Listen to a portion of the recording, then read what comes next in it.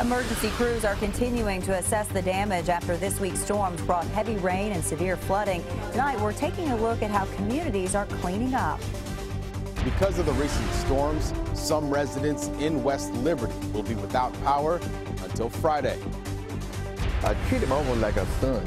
How an insurance agent stole hundreds of thousands of dollars from this unsuspecting couple. Tracking, alerting, protecting. This is WKYT News at 5:30. Good afternoon to you. The cleanup continues today after many areas of the Bluegrass were pounded by severe storms. Let's take a look at some eyewitness video of flooding in Menifee County. Look at that. Quite a mess. Crews are spending the day washing mud out of the floors at places like this elementary and a middle school. And as WKYT's Victor Puente tells us, school custodians are trying to get things back to normal before the beginning of the school year. Victor has our top story at 5:30. Indian Creek.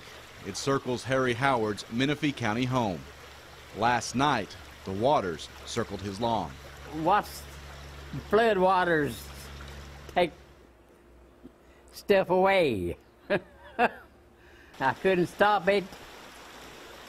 No way to stop it. I just hang my head. About 100 feet across the road from Mr. Howard is Menifee Elementary and Middle School. It got the worst of the floodwaters. Linda Combs is a custodial supervisor here. She says in about 5 minutes, all of the classroom floors were covered with water. Oh, we had torrential rains, really heavy rains. Even the hillsides, they were flowing off like you'd never seen. Workers spent last night pushing out water 4 inches deep. The mud and everything, it just stopped all the drains up outside, so they couldn't, everything just flowed into the building. You can see that down here where the mud is, this is where it actually stopped on the slant coming up. And all of that area was flooded, that room was flooded. Inside the cafeteria freezer, mud covers the floor. Classroom carpets have to be tossed out. In about 3 weeks, these hallways will be filled with students. The cleanup crew and teachers say they'll be ready, but the whole ordeal is emotional. I'm just a little upset coming into my classroom after many years of teaching and to see it like this, all because of the water. It's very hard. In Menifee County, Victor Puente, WKYT. You really have to feel for them. All 50 rooms in the building and the gym have water damage. Teachers will have to do inventory on their supplies to see what they need before school begins. One of the hardest hit areas, of course, is in Johnson County. Tonight, we have learned that a third person has died in the flooding, and 5 people are still unaccounted for. Volunteers and rescue crews spent the day sifting through debris and mud, searching for people still missing. If you'd like to help, you can contact the Johnson County Judge Executive's office. Tonight, we are taking a look at where Kentucky ranks in number of flooding-related deaths. Last year, Kentucky and Indiana tied to be the state with the second most flooding-related deaths. Texas had the most. Flooding in 2014 ended up creating $12.3 million in property damage in Kentucky. While flooding is certainly deadly, heat, hurricanes, and tornadoes cause more weather-related deaths in the U.S. over the past decade. Utility crews in eastern Kentucky have had their hands full this week. They're working to restore power to more than 20,000 people. WKYT's Sam Smith is talking to one man who says his power won't be back on until Friday. He continues our weather team coverage from Morgan County. We've been without electric for the last 24 hours, almost the last 24 hours. J.C. Brown, his wife, and Beethoven are in the dark. They aren't alone. Residents along Old Highway 172 are in the same position. Storms knock down trees, and as you can see, those trees knock down power lines. And it rained like pouring water out of a boot. Just like you picked it up and just dipped it out of a bucket. It was raining so hard. Some of the folks that live around here that I talked with say this outage is frustrating, but they're coping. People living on Old Highway 172 are using generators, dining out, or staying somewhere else while repairs are going on. They're thankful it's not too warm outside and they don't need air conditioning. Repairs are expected to be completed by Friday, so residents will have to manage without electricity until then. Once you're used to electric, it gets a little bit inconvenient, and especially when you live in the city limits.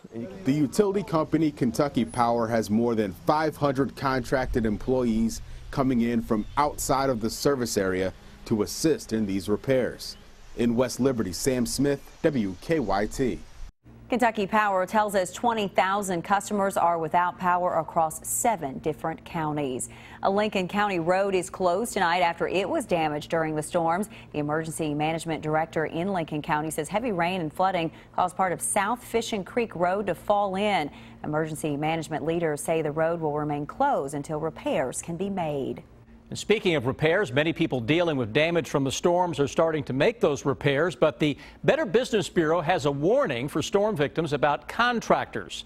The BBB is encouraging people to research contractors before hiring them out.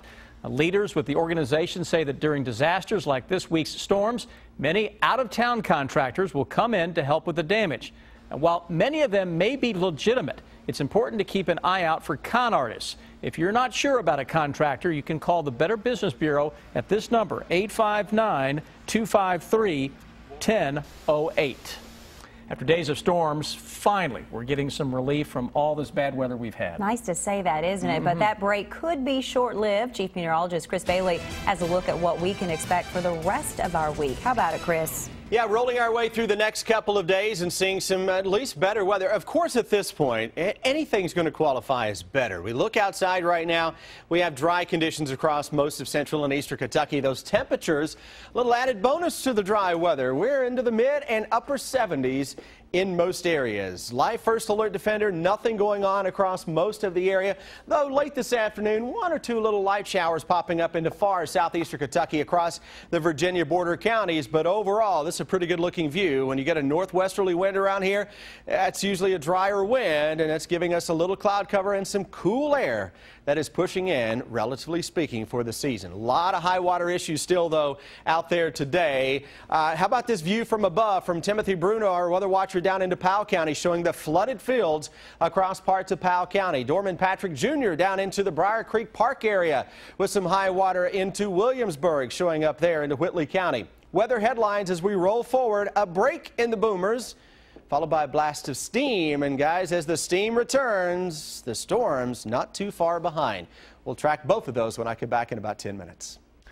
The visitation is tonight for a child killed in a crash. Our county-by-county coverage at 5:30 begins in Scott County. Police say that 11-year-old Ryan Moore and his family were driving in Versailles early Sunday morning when a man ran a red light, hitting the family's car. They all went to UK Chandler Hospital, where Moore later died. The driver of the other car, William Mefford, later turned himself into Versailles police. The visitation for Ryan Moore started at 5 and goes until 9 tonight. The funeral will be tomorrow at 2 o'clock. And in Taylor County, the chief of the Campbellsville Fire Department wants to sell a ladder truck that was involved in the death of a firefighter last year. According to the Central Kentucky News Journal, the chief proposed to sell the truck for about $400,000. He wants to use that money to buy a pumper truck and a new ladder truck.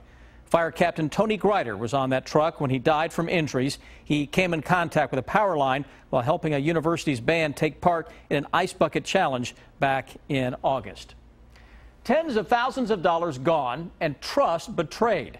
That was the fate of an unsuspecting couple who turned to their insurance agent for investment advice. I treat him almost like a son, tell you the truth. I put all my trust in him. That trust was betrayed by James and Barbara Atkinson's insurance agent, who ended up scamming the Atkinsons out of almost $200,000. Here's how it happened. After gaining their trust, the insurance broker began luring Atkinsons into what he called investing opportunities. He said he can put us in this program where I couldn't lose no money. If it don't make nothing, I don't lose nothing. So the Atkinsons agreed to give him $50,000 and sign several papers. That paperwork gave the insurance agent direct access to their accounts. Each month, the couple would receive checks they were told were dividends. The truth, those checks were withdrawals from their own annuities. He's told them that in order for this to continue, we have to keep reinvesting. So just take a portion of your earnings and reinvest it. And that's what they believed in. So they kept writing more and more checks to him, which, you know, basically were going nowhere except in his pocket. While the Atkinsons thought they were making money, they were actually being victimized. The person who was the agent did not follow the procedures correctly and then decided to, steal as much money as he could before he got caught. Postal inspectors say the biggest takeaway from this story is that all investors need to demand monthly statements showing each financial transaction. You should always request some documentation as to what transactions have occurred. You never want to rely on someone's word that the transactions went through as they stated. We probably would never had found out what he was really doing with us because we didn't really think he was doing nothing wrong. The Atkinsons were first alerted to the scheme when the IRS penalized them for withdrawing from their annuities. They were stunned. I was mad with him, and I was mad with myself. Had reason to be mad. Negotiations still continue between the IRS and that couple in light of the scam. The insurance agent involved has been arrested. Still to come on WKYT, a popular Lexington restaurant is serving up meals for families. Coming up, how they're helping those in need. I'm Bill Bryant, a candidate for governor calling for drug testing for those receiving public assistance. And a county may change the rules about giving workers paid time off to vote. The bottom line is on the way. I'm Victor Puente in Lexington, where the investigation into a woman's death has changed after the coroner says she was killed by asphyxiation. Coming up at 6, you'll hear from neighbors who say they'll miss her.